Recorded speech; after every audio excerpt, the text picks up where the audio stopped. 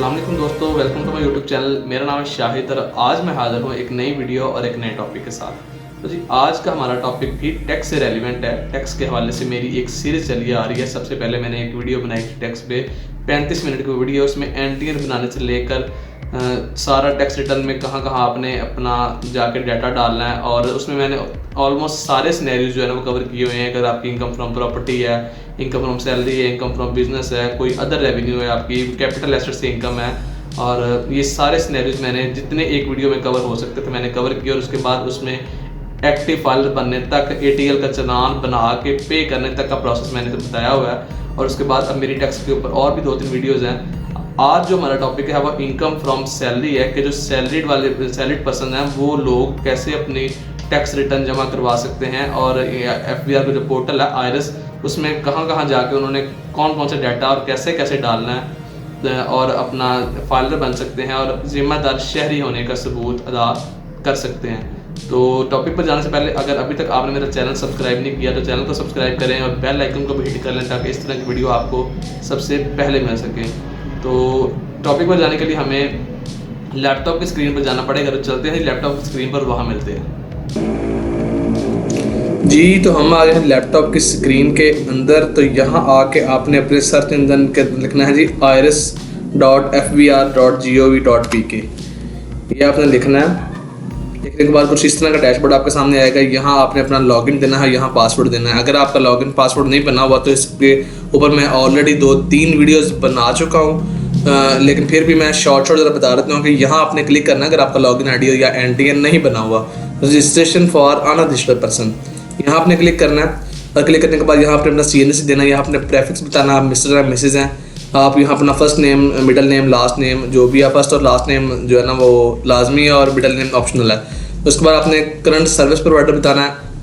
उसके बाद ये आपने अपना सेल नंबर देना है इस फॉर्मेट के ऊपर 0092 के बाद 0 के बगैर 321 जो भी आपका नंबर है, और ये नंबर आपके CNC के ऊपर रजिस्टर्ड हो। उसके बाद आपका ईमेल एड्रेस और आपका हाउस एड्रेस जितना भी है, डिटेल से आपने एड्रेस यहाँ सब हिस्सों में ब्रेक करके बताना है कि आप किस तरह की प्रॉपर्टी में रहते हैं, वो हाउस है, वो एग्रीकल्चरल प्रॉपर्टी है, वो रेजिडेंशियल प्रॉपर्टी है। उसके बाद मेजरमेंट यूनिट आपने बताना है कि आप मरला है क्या है, और उसके बाद आपने ब्रेक कर देना है एड्रेस जितना भी है, यहाँ सिटी सेलेक्ट कर लेना आपने। और उसके बाद कैपेसिटी में आपने लिख देना जी आप उस घर में जहाँ रहते हैं आप ऑनर हैं, यहाँ आप ऑक्यूपेंट हैं, आप टेनेंट हैं, क्या है उसमें, और आपकी परसेंटेज क्या है उसमें।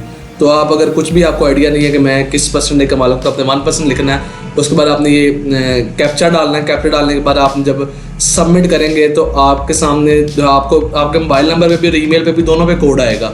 वो कोड आपने वापस डालना है और उसके बाद आपको ईमेल के ऊपर आपका लॉगिन और आईडी और पिन तीनों चीज़ें आ जाएंगी। वो जब तीनों चीज़ें आपको रिसीव हो जाएंगी तो फिर आपने वापस आना है अपने आयरस के पोर्टल में।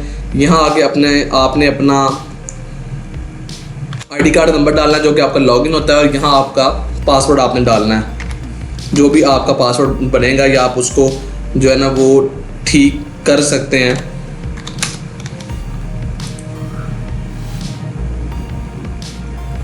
जी तो ये है डैशबोर्ड जिसमें हमने आना होता है, और यहाँ आने के बाद ये ऑप्शन ब्लिंक कर रहा है डिक्लेरेशन का।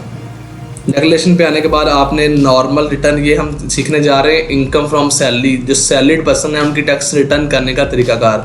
तो मैं फिर बता देता हूँ कि डिक्लेरेशन में आने के बाद सेकंड कॉलम, सेकंड में नॉर्मल रिटर्न इंडिविजुअल AOP यहाँ लिखा हुआ है। तो यहाँ आपने क्लिक करना है। यहाँ वो आपको बोल रहा है, ये नोटिफिकेशन दे रहा है कि पीरियड सेलेक्ट करें। तो आपने यहाँ जो भी पीरियड, जिस पीरियड की आप कर रहे हैं, 19 की कर रहे हैं, 20 की कर रहे हैं, 21 की कर रहे हैं, तो यहाँ आपने इसको क्लिक कर लेना है और यहाँ से सिलेक्ट कर लेना है। तो ये जी टैक्स रिटर्न आपके सामने खुल गई, और पहला जो सेक्शन है वो पहला सेक्शन ही एम्प्लॉयमेंट और सैलरी का है।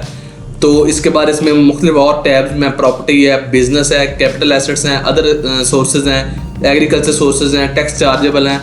तो ये सारे के सारे जो है ना वो, उसके बाद वेल्थ स्टेटमेंट एंड पे, ये भी मोस्ट इंपॉर्टेंट है टैक्स रिटर्न के अंदर। टैक्स रिटर्न की जान होती है वेल्थ स्टेटमेंट, इसका भी मैं आगे चल के आपको बताता हूँ।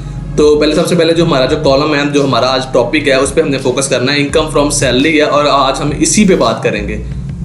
मैं ऑलरेडी इनकम फ्रॉम बिजनेस के ऊपर और ओवरऑल सब के ऊपर जो है वीडियो बना चुका हूँ, लेकिन आज स्पेसिफिकली हम इनकम फ्रॉम सैलरी पे बात करेंगे।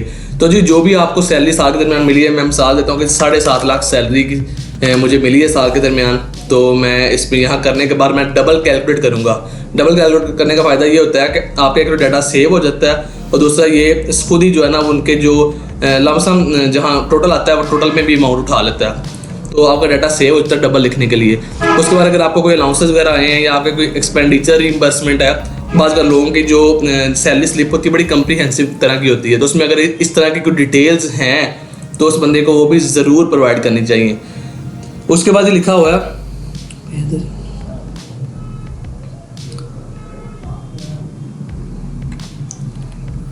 ले जी, इसमें सैलरी में आपने यही लिखना है, इसके अलावा आपने सैलरी में आपका और कोई काम नहीं है।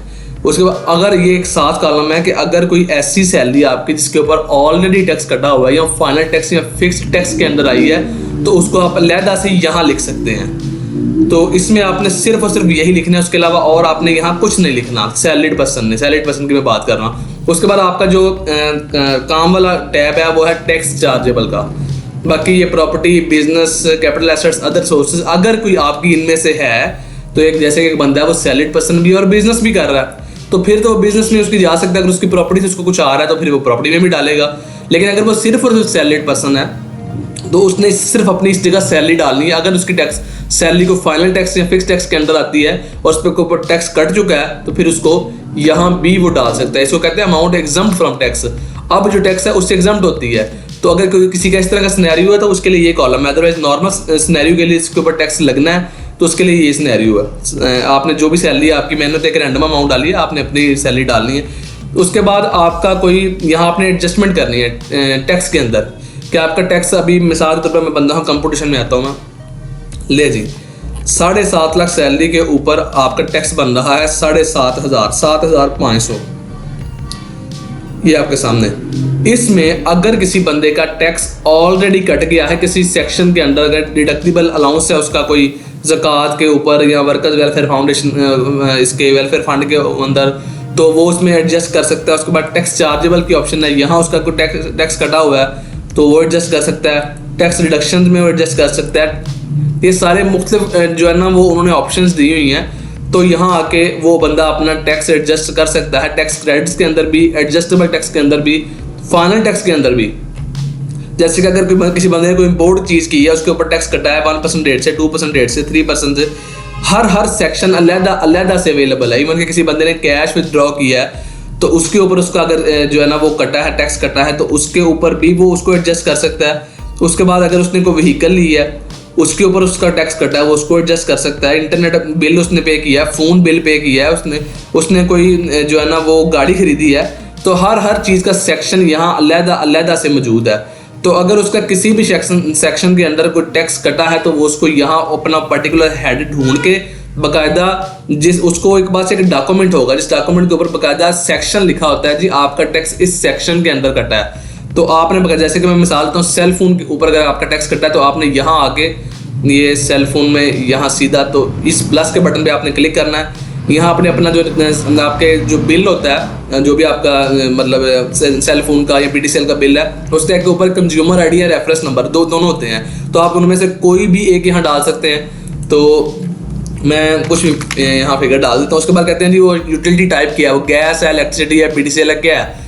तो उसके बाद कहते हैं कमर्शियल है या रेजिडेंशियल है, और ये किस अदारे का है, पेस्को है, SNGPL है, लेस्को है, कौन सा अदारा है, ठीक है। तो वो आपने वो अदारा भी लिख देना, आपका जो भी अदारा आपको सर्विस प्रोवाइड कर रहा है। तो उस वाले से करने के बाद आपने जो है ना, मैं यहाँ फ़िलहाल इसको फिल करने के लिए कुछ भी लिख रहा हूँ, तो ये अमाउंट की ऑप्शन आ गई कि जी कितनी अमाउंट थी। मिसाल के तौर पर 1 लाख अमाउंट थी और उसके ऊपर आपका 5,000 रुपये टैक्स गवर्नमेंट ने ऑलरेडी डिडक्ट कर लिया है, तो ये जी टैक्स कलेक्टेड डिडक्टेड।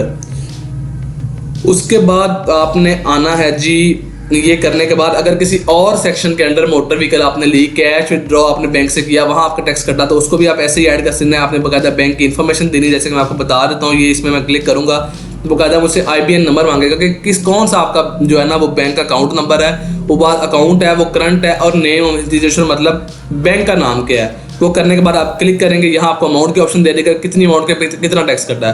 तो ये टैक्स बाकायदा आपके कहाँ से कटे हैं, बाकायदा आप बैंकों से इन्फॉर्मेशन ले सकते हैं, या अदरवाइज इसका एक ऑप्शन है FVR मालूमात के नाम से, मैं वो भी आपको दिखा देता हूँ।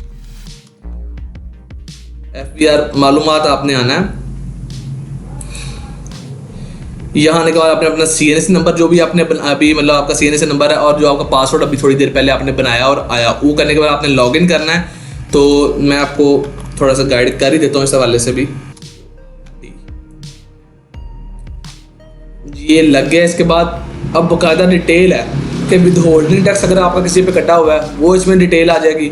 प्रॉपर्टी आपने उसका लेन देन किया उसके ऊपर टैक्स कटा हुआ है, ये सारे इनके ब्लर है। ब्लर का मतलब है कि इनका इस बंदे का जिसकी मैंने टैक्स रिटर्न खोली हुई है, इसका यहाँ जो है ना कोई किसी सेक्शन के अंदर टैक्स नहीं कटा हुआ, ठीक है जी। तो आपका अगर कटा हुआ हो तो आपका बाकायदा आपने कोई व्हीकल लिया, आपने प्रॉपर्टी लिया, आपने कोई बोर्ड्स की हैं, तो बाकायदा आप यहाँ से डिटेल ले सकते हैं कि मेरा किस किस हेड के अंदर कहाँ कहाँ कितना कितना टैक्स कटा हुआ है। तो आप उसको बाकायदा क्लेम कर सकते हैं गवर्नमेंट को कि मेरा इतना टैक्स ऑलरेडी कटा हुआ है। तो अगर मेरा कोई बंदा है, मैं साल अगर आपका 10,000 टैक्स बनता है अपनी सैलरी के ऊपर, जैसे कि इन साहिब का जिनकी मैंने सैलरी डाली, इनका सॉरी इनका 10,000 टैक्स जो 7,500 टैक्स बनता था 7.5 लाख सैलरी के ऊपर। तो अगर ये इनका टैक्स ऑलरेडी 10,000 कटा हुआ है मुख्तलिफ हेड्स के अंदर, तो उनको क्लेम कर सकते हैं। तो फिर इनका 2,500 रिफंडेबल गवर्नमेंट की तरफ निकल आएगा। तो ये करने के बाद जी अब आप वापस जब कंपटीशन में आएंगे तो आप देखिएगा कि ये देखें उनका टैक्स बनता था 7,500 लाख सैलरी पे, 5,000 इनका एडवांस टैक्स कट गया और अब इनका 2,500 इन्होंने जो है ना वो डिमांडेड टैक्स है, ये इन्होंने पे करना है गवर्नमेंट को। तो ये होता है तरीकाकार अपना टैक्स एडजस्ट करने का। ये सारा हेड है, टैक्स चार्जेबल वाला जो हेड है टैब है, इसके अंदर आके आपने अपना सेक्शन ढूंढना है और वहाँ आके अपना टैक्स आप एडजस्ट कर सकते हैं। इस हवाले से आपको किसी किस्म की गाइडेंस की जरूरत हो तो मैं आपको गाइड कर सकता हूँ, मैं अपना नंबर स्क्रीन में शेयर कर दूंगा, तो आप मुझसे भी इस हवाले से गाइडेंस ले सकते हैं अगर आप कहीं अटक जाएँ। उसके बाद मोस्ट इंपॉर्टेंट आपका जो इसमें है टैक्स रिटर्न जमा करवाने के लिए वो है वेल्थ स्टेटमेंट। यहाँ आने के बाद आपने अपने पर्सनल एसेट्स डिक्लेयर करने हैं, जो भी आपके पास कोई गाड़ी है, कोई बिजनेस कैपिटल है, कोई इक्विपमेंट है, कोई आपके पास मोटर व्हीकल है, आपके पास प्लॉट है, कोई बैंक अकाउंट है। ये बैंक अकाउंट की ऑप्शन है एक बाकायदा, यहाँ प्लस करेंगे तो बैंक अकाउंट की डिटेल मांगेगा, जैसे पहले मांग रहा था। IBN नंबर दें अपना, उसके बाद अपना अकाउंट बताएं, अकाउंट है, बॉन्ड है, सर्टिफिकेट है, तो आपने अकाउंट लिख देना है। फिर करंट या सेविंग अकाउंट आपने लिख देना जी, करंट अकाउंट है या सेविंग अकाउंट है। फिर आपने नेम ऑफ इंस्टीट्यूशन मतलब बैंक का नाम आपने लिख देना है। करने के बाद ओके करेंगे तो यहाँ आपको अमाउंट का कॉलम दे देगा कि आपके इस डेट पे 30, 6, 19, 20 या 21 जिसकी भी आप रिटर्न कर रहे हैं कितना बैलेंस बढ़ा हुआ था, तो आपने वो बैलेंस यहाँ डाल देना है। उसके बाद आपके पास अगर कैश इन हैंड है कोई तो वो कैश इन हैंड आपने यहाँ दिखा देना है। कोई अदर एसेट आपने तो वो यहाँ और अदर एसेट आपने यहाँ दिखा देना है। तो ये आपके एसेट्स डिक्लेयर करने का तरीकाकार होता है। इस जगह इस सारी ऑप्शन है, किसी किस्म का भी आपका एसेट है, मिसाल के तौर पर आपके पास कोई मोटर व्हीकल है या आपके पास कोई प्रीशियस आइटम है, तो प्रीशियस आइटम के लिए भी यहाँ बाकायदा एक टैब मौजूद है, house hold effect, personal motor vehicle, ये प्रीशियस पोजेशन। यहाँ आके आपने क्लिक करना है। अगर आपके पास कोई भी चीज़ है जैसे कि गोल्ड है, नेचुरल एसेट, कोई भी चीज़ है, उसको बाकायदा आपने यहाँ स्पेसिफाई करना है को क्या चीज़ है। तो वहाँ आके आप उसकी अमाउंट भी डाल सकते हैं कि जी इतने की मेरे पास फलानी चीज़ पड़ी हुई है। तो उसके बाद ये आपने रिकंसिलेशन ऑफ एसेट्स में आना है। यहाँ आके आपने बाकायदा बताना है कि जी पिछले साल मेरे पास कितने एसेट्स थे। अगर तो पिछले साल आपके पास मिसाल देता हूँ 1 लाख के एसेट थे, तो इस साल वो एसेट किधर गए। इस साल अगर तो वो आपने बेच दिए तो उनका कैश किधर गया, वो कैश आपके पास इनफ्लो आएगा। उस इनफ्लो को आपने मजीद आके बताना है कि उस इनफ्लो का मैंने क्या किया, क्या मेरे पास वो बैंक में पड़े हुए पैसे या मेरे पास कैश इन हैंड है या वो पैसे जो है ना मैंने खर्चा कर दिए। तो खर्चे आपने यहाँ पर्सनल एक्सपेंसेस में दिखाने हैं कि जो 1 लाख आपके पास एसेट्स थे तो मैंने यहाँ उनको खर्च कर दिया। अगर एसेट्स नहीं थे तो आपने सिंपल ये लिखा हुआ नेट एसेट्स प्रीवियस ईयर। अगर एसेट्स नहीं थे तो 0 डिक्लेयर कर देना है। अगर आप चाहते हैं कि वो जो 1 लाख एसेट्स था इस साल भी मैंने दिखाने हैं तो वो इस साल भी आप फिर उनको यहाँ दिखा सकते हैं कि बाकायदा स्पेसिफाई करके कि वो कौन सा एसेट था 1 लाख रुपए का। क्योंकि एक एसेट अगर आपके पास पिछले साल बड़ा हुआ तो इस साल भी तो कैरी फॉरवर्ड होगा ना आगे, तो इस साल भी आएगा आपकी दुकान के अंदर, आपके घर के, आपकी मलकियत के अंदर। तो आपने अपनी टैक्स रिटर्न गोश वाले के अंदर वो भी दिखाना है यहाँ। तो अगर तो आपका एसेट कोई नहीं था पिछले साल तो आपने यहाँ सिंपल लिख देना जी 0 एसेट से। तो इस साल आप मिसाल देता हूँ मैं कि आप कहते हैं जी मेरा कैश इन हैंड 30,000 रुपये मेरे पास साल के एंड पे पड़ा हुआ था। उसके अलावा जी मेरे पास कोई पर्सनल आइटम थी, मैं मिसाल देता हूँ कि 1 लाख रुपए की पर्सनल एसेट्स इन साहिब ने खरीद ली। वो 7.5 लाख रुपए इनको आया और उसमें से 1 लाख इन्होंने पर्सनल आइटम खरीद ली। ये